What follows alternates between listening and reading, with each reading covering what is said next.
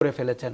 আমি কিন্তু মনে করি প্রফেসর ইউনূস এই ছাত্রদের ভবিষ্যৎ নষ্ট করার জন্য দায়ী, তাদের রাজনৈতিক ভবিষ্যৎ নষ্ট করার জন্য দায়ী। দেখুন 24 বছরে অনেক ভুল হতে পারে, কিন্তু আপনি তো তাকে রাইটলি, আপনি একজন 84 বছর বয়সী মানুষ, তাকে রাইটলি অ্যাডভাইস করবেন, ক্যাম্পাসে ফেরত যেতে বলবেন, রাজনীতি করতে বলতে পারেন, কিন্তু কোন রাজনীতি করতে বলবেন, এগুলোই তো আমাদের কাছে বিবেচ্য।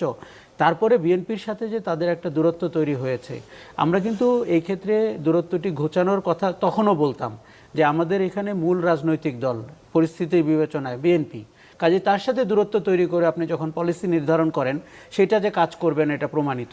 মাঝে যেটি হয়েছে, জামাতের মতো একটি দল আপনার সিস্টেমেটিক কারাপশন করতে শুরু করেছে, তারাই কিন্তু বিএনপির টেন্ডারবাজি, টেম্পো স্ট্যান্ড দখল এগুলোকে সামনে এনেছে, যাতে করে প্রশাসনে তাদের যে রোল, এবং তারা সারা জীবন প্রশাসনের কাছাকাছি থেকে তাদের দলকে পরিচালনার যেই ইতিহাস তৈরি করেছেন সেটি যেন ধরা না পড়ে। জি, এই প্রসঙ্গে